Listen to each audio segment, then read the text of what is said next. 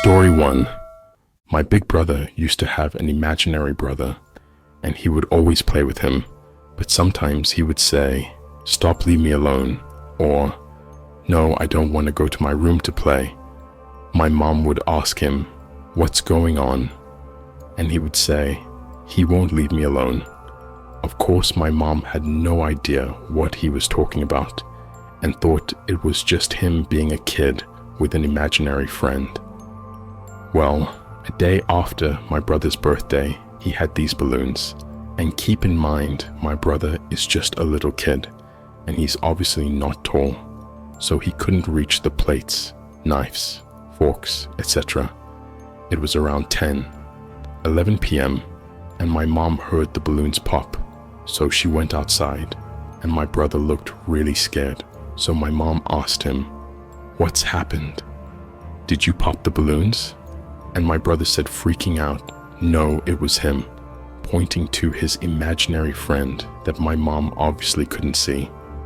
My mom saw the knife next to the balloons and immediately knew that he was too short to reach any of those things. So she said, "Get out of my house," to my brother's imaginary friend. Since my mom couldn't see him, she asked my brother if he left already, and he said he had left and thanked my mom. Later, about 15 minutes later, my cousins came over, and my cousin said that he saw a woman in all white with her hair in front of her face in the front door. My brother said that that was his mom, and she opened the door. My cousins were already inside and asked my brother if she was still there. And my brother said yes, and that she was mad. She started to yell for her to get out, and then she asked my brother if she was still here, and he said no. My brother is now 19 and says he still sometimes sees him in his mirror. Story 2. The Oaks Bridge haunting. I was driving late, definitely later than I wanted to be. My friend that lived in Sullen Oaks was expecting me hours earlier, and I procrastinated as usual. I know it's a bad habit, but breaking it seemed impossible. Perhaps I needed that last-minute rush to motivate me, or I was just a lazy adrenaline junkie. In any case, I was finally within the town limits and had a newfound sense of positivity that was soon to be crushed. Sullen Oaks was not a large town population-wise, but it was spread out. There were long stretches of road in between neighborhoods, and they could be quite lonesome. It was such a stark contrast to the beautiful scenery, but the lack of lighting was downright unnerving. I didn't scare easily though, and took it all in stride. That is, until I came to Tanner Bridge. Judging by the looks alone, it was not a particularly intimidating bridge. It was a simple wooden structure that crossed over a rather cold-looking river. Some voice within me began shouting for me to turn around. As I got closer, my intuition was tugging at my brain so hard that I actually stopped right before the bridge began. So there I sat, having an idiotic standoff with some bridge for no other reason than a funny feeling.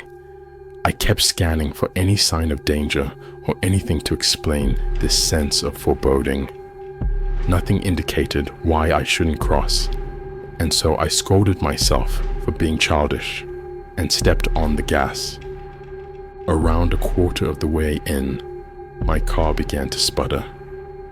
"I filled up as soon as I got into town," I muttered.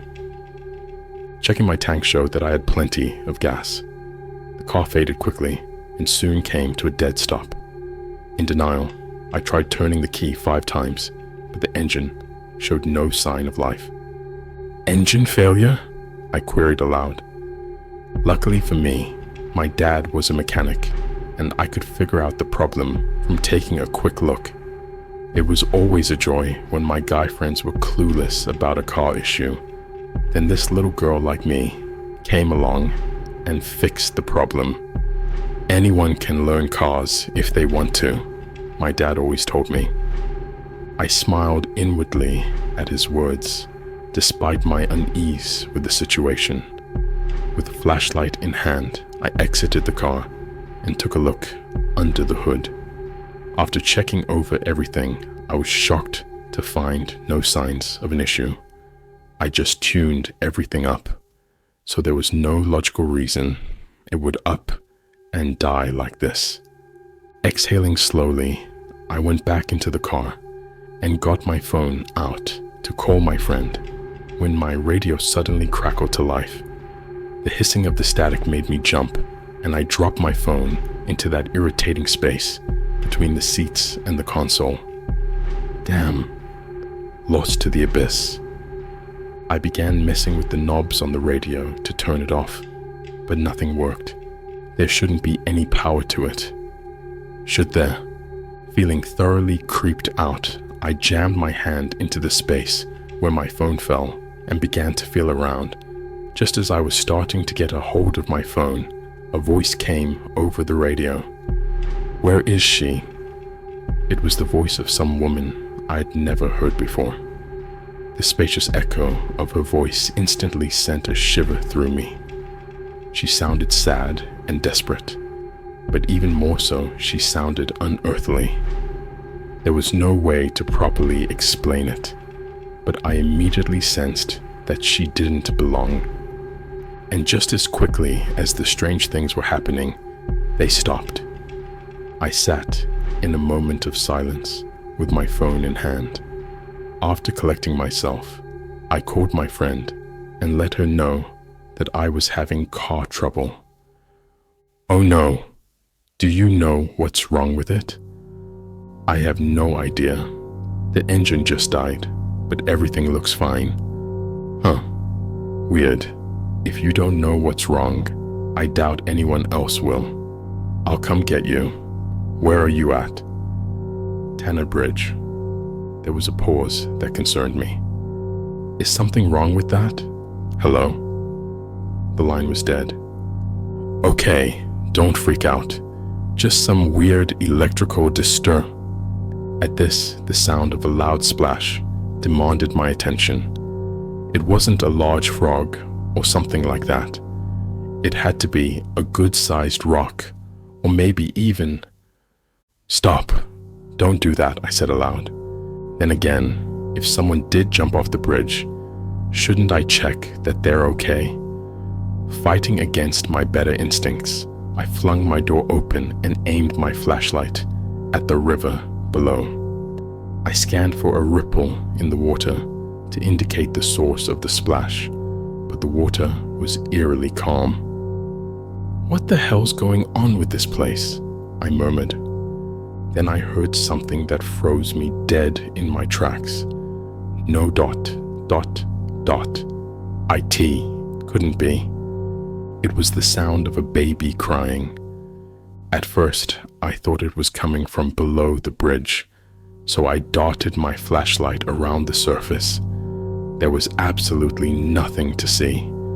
The sound moved in another direction, and I followed it with my light, but there was nothing there either. The sound changed yet again, and it was coming from everywhere all at once. It wasn't close, far, or anything in between. The sound of the baby's cry was just there. As suddenly as it started, the crying stopped. My heart was pounding so hard, I could hear it in the eerie calm. Not knowing what else to do, I walked the short distance back to the entrance of the bridge and shined my light on the embankment for any sign of life. That was when I saw it. Muddy footprints trailed from the edge of the water to halfway up the embankment. I squinted my eyes to make sure I was seeing correctly. The prints were indeed there.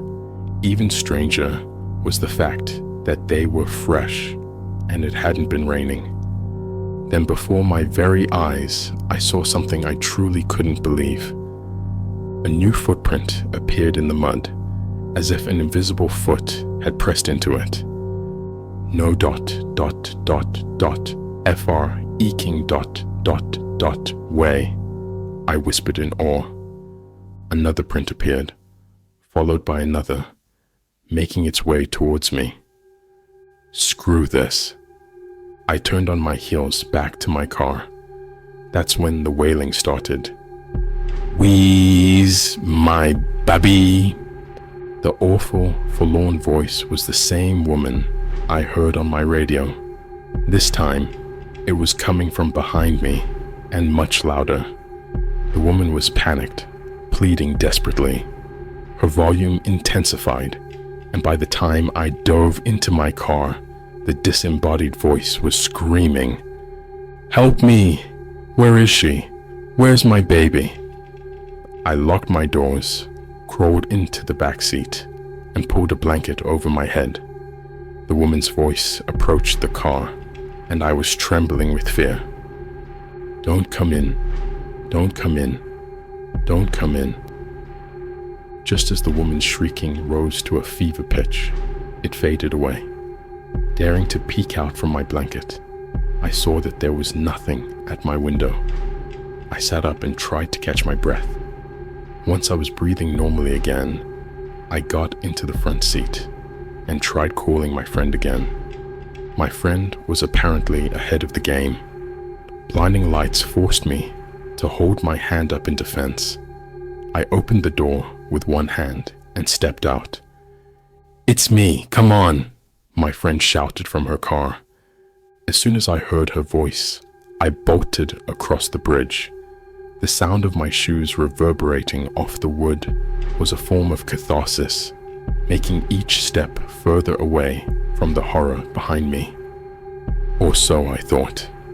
Right as I was clearing the end of the bridge, something stopped me. I jerked backwards and felt a hand grip my arm. Daring to look behind me, I came face to face with the apparition of a bloodied woman with torn clothing and a bulging eye socket. Her neck was twisted in an unnatural angle, as if it had been broken. "Please, help me," the woman screamed into my face.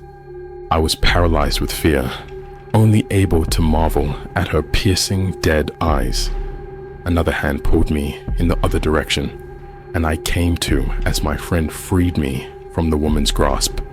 We both ran to a car as fast as we could manage. On the drive home, I recounted my harrowing tale to her. My friend explained that she booked it to the bridge as soon as I told her where I was. Apparently, there was an awful history attached to Tanner Bridge. 50-some odd years ago, a woman was admiring nature on the side of the bridge with her child. It was more of a scenic spot at the time, and there weren't as many cars driving in that area. A driver came across the bridge too fast and bumped into her, causing her to drop her child into a shallow area of the river below. In a panic to save her child, she leapt off the bridge and slammed into the ground near her child. She couldn't move due to her broken neck and could only call out in distress until she succumbed to her injuries and died. The driver that hit her was the only witness to the event and took off in fear. He didn't confess until years later. Apparently, he turned himself in out of sheer guilt. Many times, he found himself hanging around the bridge in some strange way of coping with what he'd done. He would hear the voice of the dying woman calling out for help, and the guilt became too much for him to bear. The story of the man's confession hit the local paper, and teenagers would soon hang out near the bridge at night to see if they could experience the ghostly activity. It didn't take long before all the local kids stopped coming, because their experiences were simply too horrific for them to come back. As in my case, cars were known to die right on the bridge where the woman jumped to her death. My friend told me that Tanner Bridge was so notorious for paranormal activity that another bridge was built to avoid it. Only the locals knew about the story, so she didn't think to tell me. So if you ever decide to visit Sullen Oaks, make sure you know the way around Tanner Bridge. That is, unless you want an experience that will scar you for life. Story 3. Bloody Mary. 5 girls stood in the upstairs hallway of the Worth home, pleading with their host to join them in the bathroom. "It's only a game," the other girls egged her on. "I don't know," Elizabeth replied, with eyes averted. "It's a silly game to scare you. Come on, please," one girl interjected, named Alice. Elizabeth thought really hard this time. She'd been friends with Alice for years, so she was the only reason she'd even consider doing a scary game like this. "No one's ever been hurt doing this?" "No, Liz, I promise you it's safe. You know, it's just a goofy urban legend, come on." She bit her lip for a moment, slowly giving in to her friend. "Okay, let's do it." Before long, the 5 girls had crowded in the upstairs bathroom with the lights off. Some giggled, while others fidgeted around. Alice turned on the flashlight to her phone and aimed it into the mirror. "All right, girls, we have to say it at the same time, okay? Everyone ready?" All girls nodded their heads in unison. The light on Alice's phone danced around the bathroom as they spun in circles 3 times, chanting Bloody Mary with each turn. They stopped, some giggling even more from the dizziness, and tried to be still as they gazed into the mirror. "I don't see anything," one girl whined. "You have to wait," Alice hissed back. They all waited in eager anticipation, and soon were all very quiet. Elizabeth was on the verge of running away, but tried her best to be brave in front of her friends. "Wait, did you see that?" another girl stated, sounding quite serious. "Shut up, you don't see anything," another chastised. "No, really, I think I see something." "You're not getting me with that. Can we go now?" "Just wait." After another moment of silence, then, "I see it!" a girl screamed in, making them all jump and run out of the room. All 5 girls were soon back in Elizabeth's room, huddled together. "All right, enough with the ruckus. Go to bed, girls," the voice of Liz's father bellowed through the door. At this, they got very quiet and whispered among themselves. "What did you see?" "I saw a woman behind us. A 6th person." "No, you didn't." "I swear I did." They all chatted on into the night, save for Elizabeth. She indeed saw something, but did not tell the others. Unlike the other girls, she did not see something bombastic or interesting. There was no other woman in the room with them during the game. What she saw was so subtle that no one would take note of it.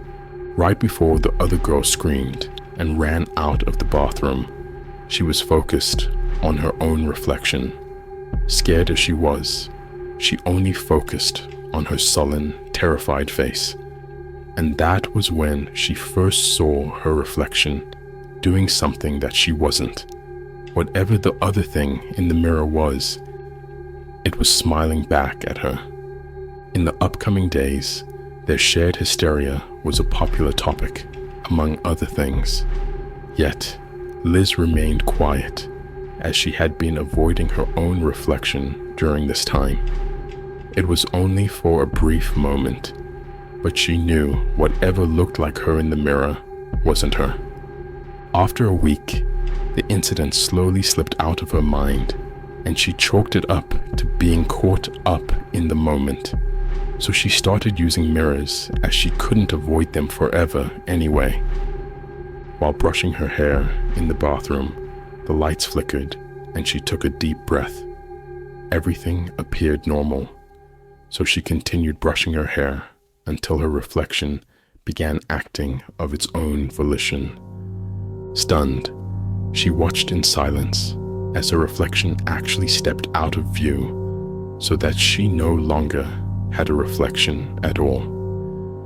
"This isn't happening," she said to herself. "It's not real. It's not. What's going on?"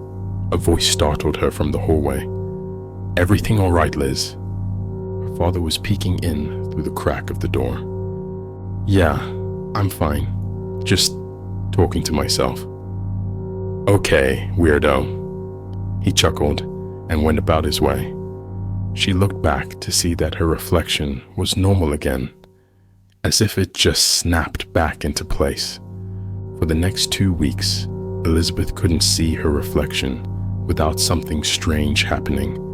Even at school, her reflection would smile at her, wave, or taunt her in some manner. It was always worse at home, and one night the strange doppelganger had started trying to communicate with her. "What do you want?" The entity put her head into her hands and began crying.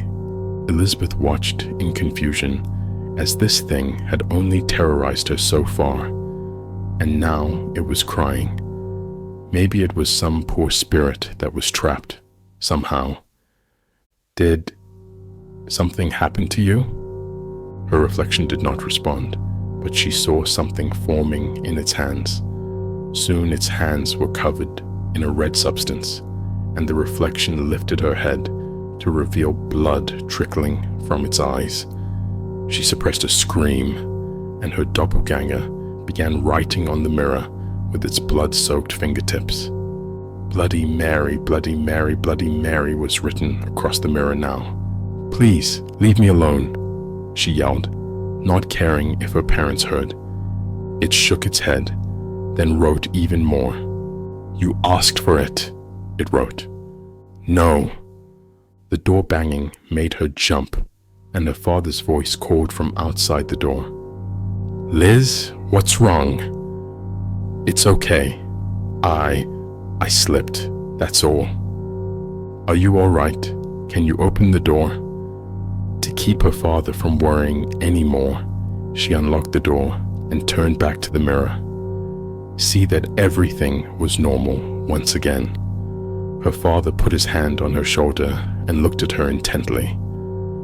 "Are you sure everything's all right? You've been acting strange lately." "It really is okay, Dad. Just being a teenager." "Yeah, I'll say. Keep the strange to a minimum if you can, okay?" He kissed her forehead and began to walk away when he stopped. "Hey, Liz, does this have anything to do with that game you and the girls were playing?" "Huh, that? Oh, no. Just some stupid kid's game." She walked out into the hallway to join him, and just as she was leaving the bathroom, she saw her reflection out of the corner of her eye. It was wagging its finger at her with a malevolent shark grin. The next day, Liz came home and was getting ready for a night out with her friends. As much as she hated it, she needed the large mirror in her hallway bathroom to prepare. Everything was normal until she started putting on lipstick. Out of nowhere, her reflection threw down the lipstick and stared angrily at her. Frozen, she could only watch as her doppelganger stormed over to the reflection of her bathroom door and slammed it shut, and her actual door slammed shut. What are you doing?" She pleading tone was laced with dread. Whatever this thing had in store for her, it wasn't good. Her reflection returned to its position across from her and glared intently. Suddenly, the light in the room shifted from a soft white to a sickening red hue. The awfulness in Liz's stomach churned, and it took most of her strength not to get sick. A heavy, unexplainable weight pressed on her, and she struggled to catch her breath. The doppelganger pulled its arm back and struck the mirror from its side. A large crack appeared, and the entity reached into the shattered glass from her world and methodically pulled out a jagged sliver. The two locked eyes as the reflection began slicing something into its arm. A burning sensation started in Elizabeth's arm, but she was too afraid to look away from her twin. When it was done with its awful act, the entity held its arm up for Elizabeth to see, with the words in reverse. She wasn't sure what it said at first. To her shock, she needed only to look at her own arm to see what the thing had written. Bloody Mary. She tried to open the bathroom door, but it was held in place by an unseen force. Thinking quickly, she grabbed a plunger and used the wooden handle to jab at the mirror. With the crunch of the glass, she heard a pain-filled shriek.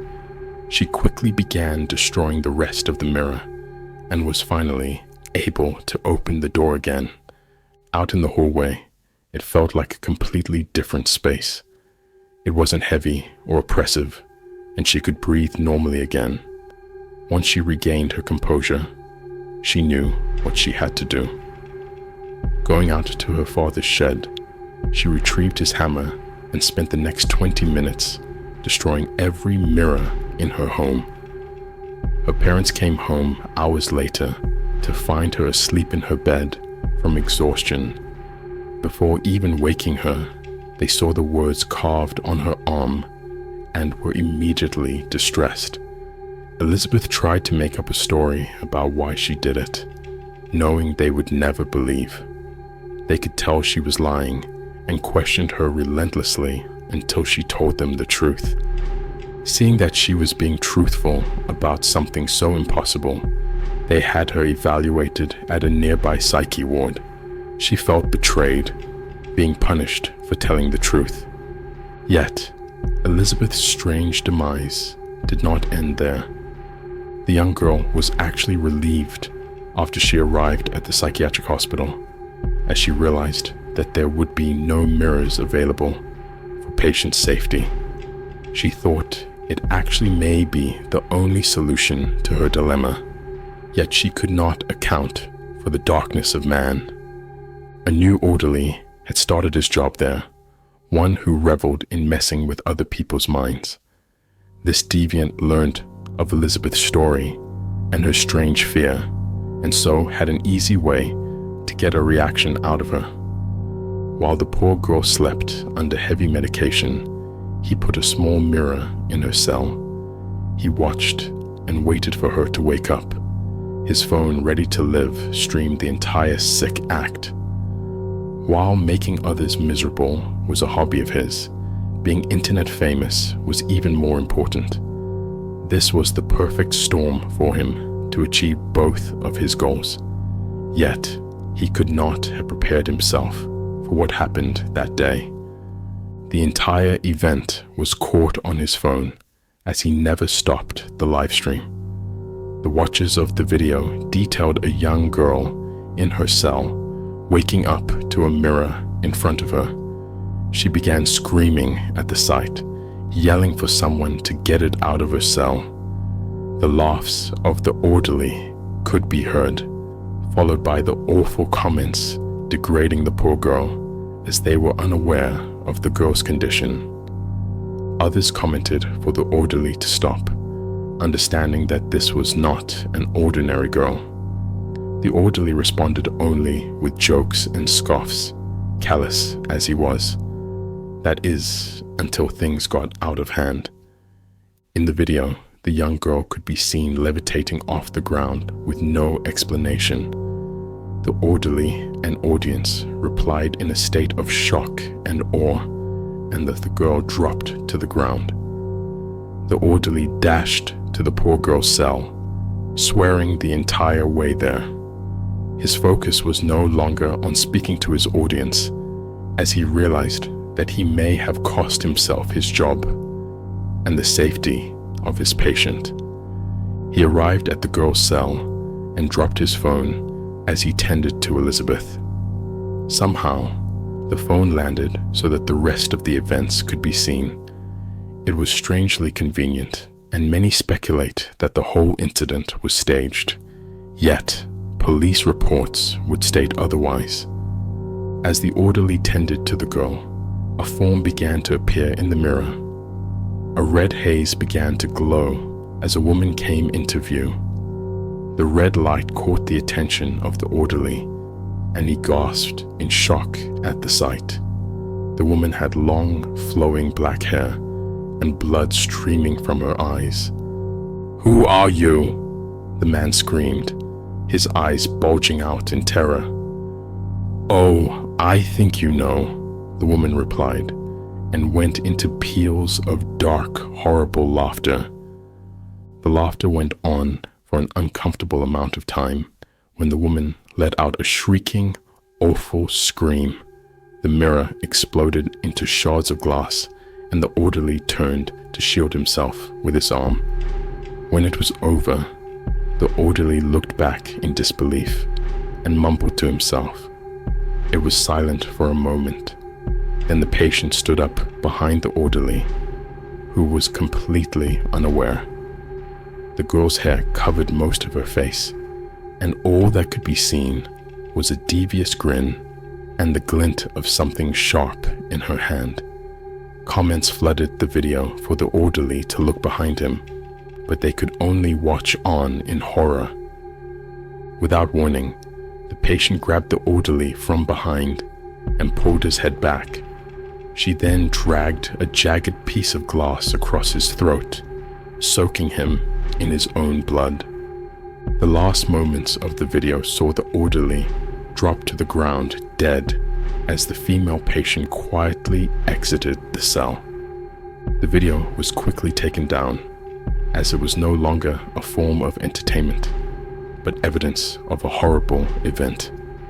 Police reports say that after Elizabeth left the cell, it was unknown how she managed to get out of the hospital.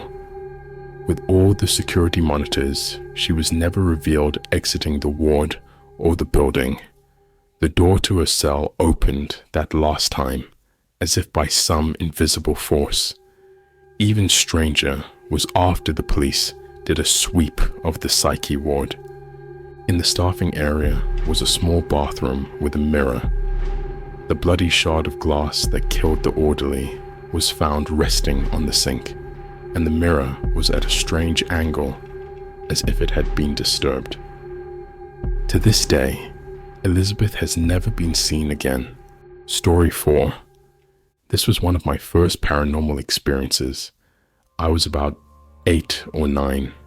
It was a summer night, and I was in my room sleeping. Because it was so hot, I didn't need any blankets to cover myself up. In the middle of the night, I must have slapped my leg of the bed. I woke up to something scratching my foot. I don't have any pets in my house. I looked down and saw hands under the bed. They looked really old and had really long nails, like witches' hands. I started moving, blinking and stuff, just to convince myself that the stuff that I was seeing is not real. It was. I ran off and told my parents about it, but they were acting like any other parents, saying that it was just a nightmare. However, the next day, I woke up, looked at my foot, and saw a scratch. My bed is also like fully covered in this material, and doesn't have any sharp edges or anything that I could have scratched myself on. Later in my life, I have discovered that in my religion, there are things called jinns. There are good and bad ones. They can try to shape into humans, but every time I try, they fail. Basically, it was a jinn that night that have scratched me. Since then, I don't sleep without being covered in blanket at night. Story 5. When I was 9 years old, me and my family moved to another country. We settled in a pretty old apartment that we were renting. It had a lot of old furniture and was pretty worn out, but we didn't have a choice at the time. One day, me and my siblings decided to look through the drawers. There was a bunch of old stuff that people who lived there before have left, like candles and etc. That's when we found an old drawer full of dirty vintage plushies. My mum wouldn't allow us to touch them, as we never knew what happened to them. Then suddenly I caught a glimpse of a weird plush doll. TBH, it looked like a voodoo doll of SMTEX. One eye was a pin, and the other one was smaller than the other, and had a cross, ugly, weary dress, and arms of different sizes. As we were creeped out, we started to joke around about it, laughing at the way it looks. We have already put it back with the others by the time Mum called us. We pretty much forgot about it and spent our day like normal. I remember randomly waking up around 6 to go to the bathroom. Once I was done, I was just going back to my room when I saw that doll in my parents' room. It was on the table right near the door, so it was seen from the hallway. I got super scared and confused on why it was there, but decided to ask the others once they wake up, putting the doll back. During breakfast, I told the story to my family, thinking it was one of them who took it. All of them denied it. My parents wouldn't take it as they were disgusted by it, so I started to ask my little siblings, but they were swearing it wasn't them. They were around 4 at that time, and I was pretty sure they couldn't do it. My mum stays up late and would see them if they would wake up. Plus I woke up pretty early, not giving them the chance to. After all, they were small and would never go through the long hallway at night just to place a creepy doll in the parents' room, knowing damn well they will get mad. We decided to throw it away the same day, just like the other toys. Never seen it after, and never wanting to. So I've always had weird things happen. I can't explain my whole life, and have always believed in the paranormal. But what made me stop searching for the paranormal is something I wish to never experience again in my life. It wouldn't have been as bad if it wasn't in my own house that me, my wife, sister-in-law, and son all live in. But back to the story. I bought an Ouija board and started playing with it. We had several paranormal things go on in the house beforehand, but it only got worse with the use of the Ouija board. A few noises, things moving around the house. Cups would be thrown from flat surfaces with no one near it. My son one time even walked to a corner in the bathroom by the washing machine, back when he couldn't talk, and just started reaching for people, and started reaching for someone in the corner. I picked him up and ran out of the room. Keep in mind, that was before the Ouija board. Then I started playing with the Ouija board, and every time I would talk to a ghost named Dell. Well, I got curious, looked up on my state's death records. I found a girl, died of a car crash in the same county I lived in, named Delcy Ray. As I typed this, my lights flickered. I haven't experienced anything since I've saged the house after the story I'm about to tell you. All the information Dell gave me matched up with this girl. Except she said she was 6 and the girl was 9, which may make sense if she was sitting on the opposite side of the Ouija board. A 6 would look like a 9 to a kid, but this isn't the part that freaked me out to no end. Objects would move from one side of the room to the other when I would turn my back. We had a little chair on our front porch that would sit up next to the house facing towards the road. It was a kid chair for my son. Some days I would come home and this chair would be sitting face the door to our house. I didn't think nothing of it because my in-laws were in and out of the house all the time. No problem. I would just love it back. Well, one day it was just me and my sister-in-law at home. I had just got home 30 minutes prior to this happening. The chair was in the spot it was supposed to be. I was in our living room walking towards the hallway, and I was about 2 feet from the window the chair normally sits in front of. I hear a noise on the porch. I look outside. I see no one. Keep in mind, the door is only about 8 feet from this window. I run to the door. I open it, and the chair is sitting facing towards the door. I freak out. I yell for my sister-in-law, who walks into the hallway from the kitchen, and she sees it and freaks out. And she didn't even know that I had been coming home to it like that till after that happened, and I told her. Still not the freakiest part yet. I was home alone. During all this, we decided to get a pet pig, so we can blame the stuff happening on him to ease our conscience. Well, we had baby gates up at both entrances to the living room to keep the pig from getting into everything in the house. So it was just me and the pig at home. Everyone was gone for the night. So I wanted to enjoy my night gaming. I'm playing with my friends, having a great night, when I felt like I was being watched.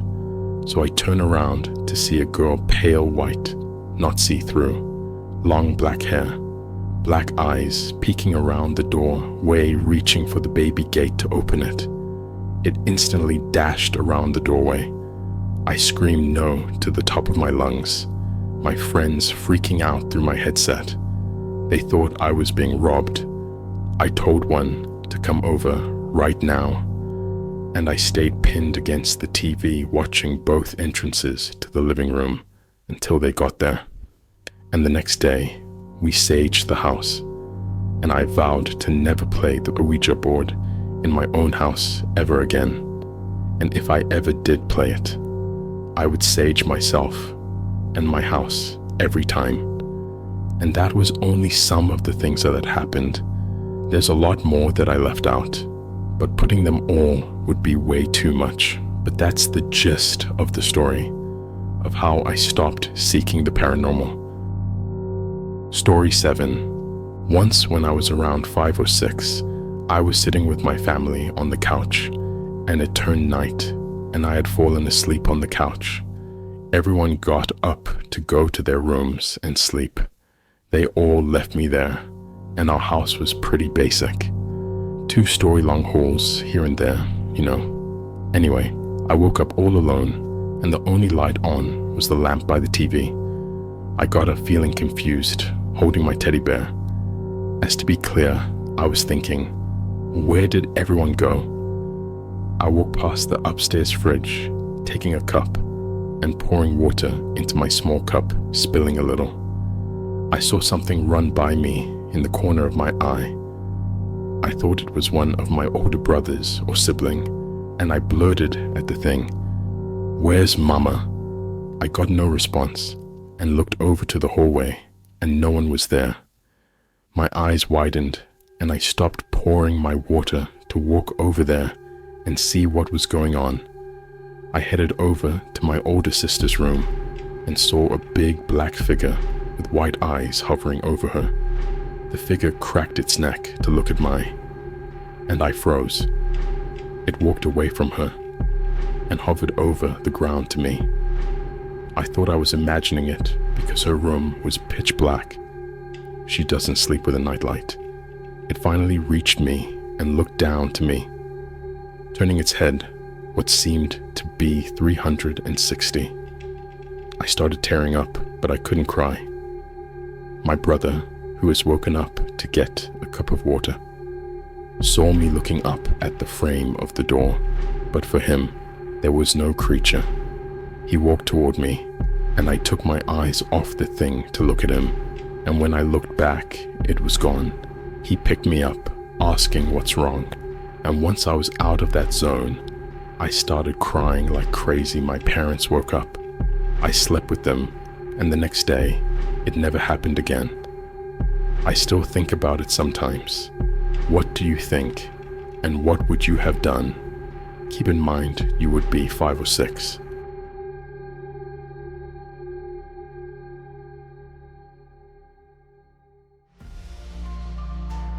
Thank you for listening in. Subscribe and select notify to listen in on more stories like this.